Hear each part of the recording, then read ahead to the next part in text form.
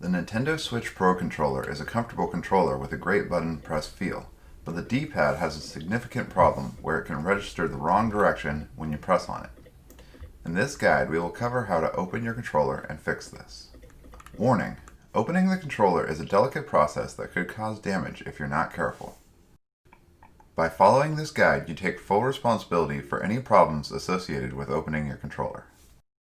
You will need a bright workspace, a large table where screws won't fall, a number 0 Phillips screwdriver, and standard single-side tape and printer paper.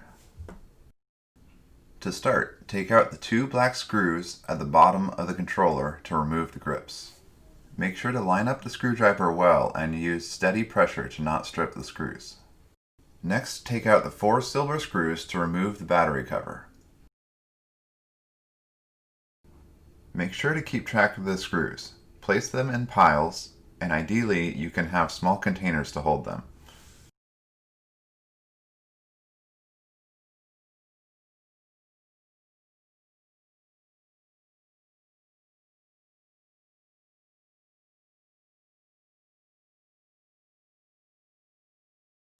Now remove the battery cover, and then pivot the battery away from the contacts to remove it.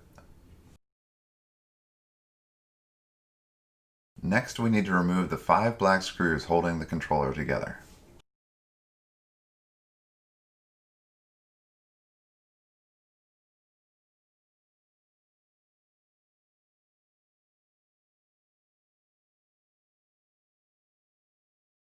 Lay the controller face down when removing the ribbon cable.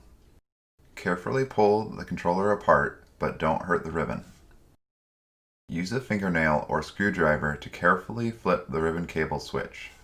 Set the back of the controller aside. Remove 4 black screws on the controller circuit board. Note there are 2 screw holes next to the bottom middle screw. Make sure to use the right one when reassembling.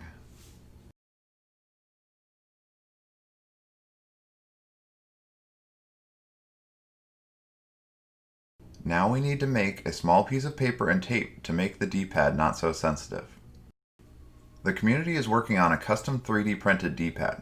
I will put more details in the description. If you have one of these, you can use that D-pad and skip this step.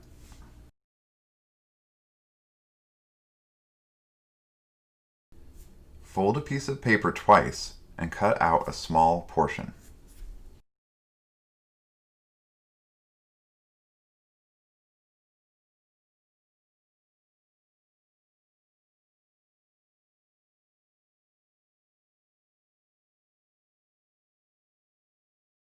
Tape the paper so it stays together and is sturdier.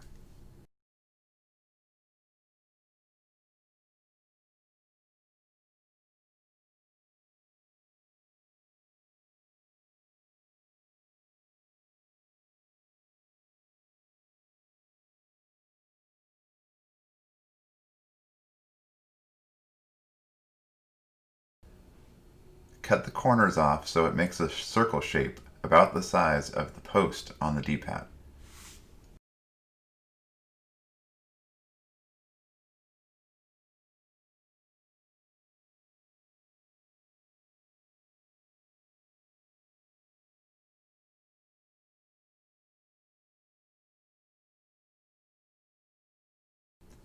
The size should be just big enough to cover the post but not run into the membrane.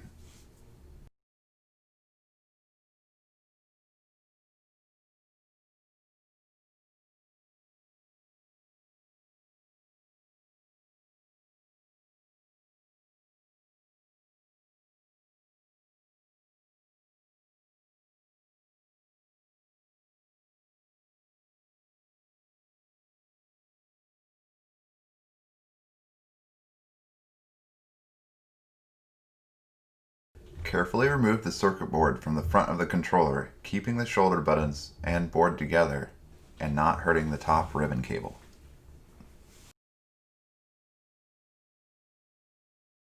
Now add this paper to the center of the D-pad post.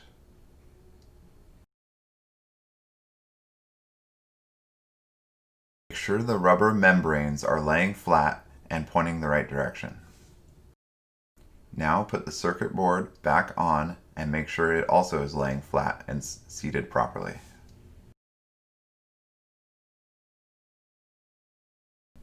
Carefully put the 4 screws back into the board, being careful to use the correct screw position in the middle bottom screw.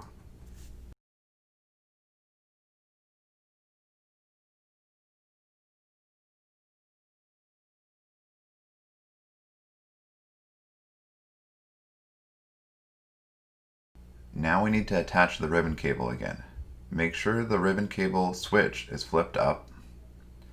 Now position it over top and slide the cable into the slot being centered. Once it's slid in, you can push down the switch. The cable should be perfectly centered and look straight.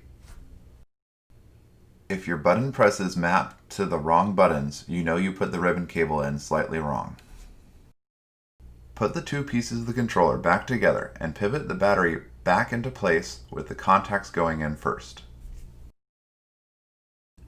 Before putting more screws back in, you can actually just hold the controller and battery together and test. Go to System Settings, Controllers and Sensors, Test Input Devices.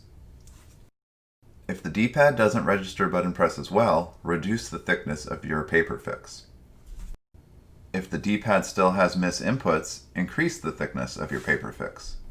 Repeat until you are happy with the controller performance.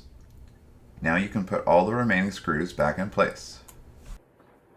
Careful to not strip the grip screws in the last step. I hope you found this useful. Please like and subscribe if you want more future gaming content.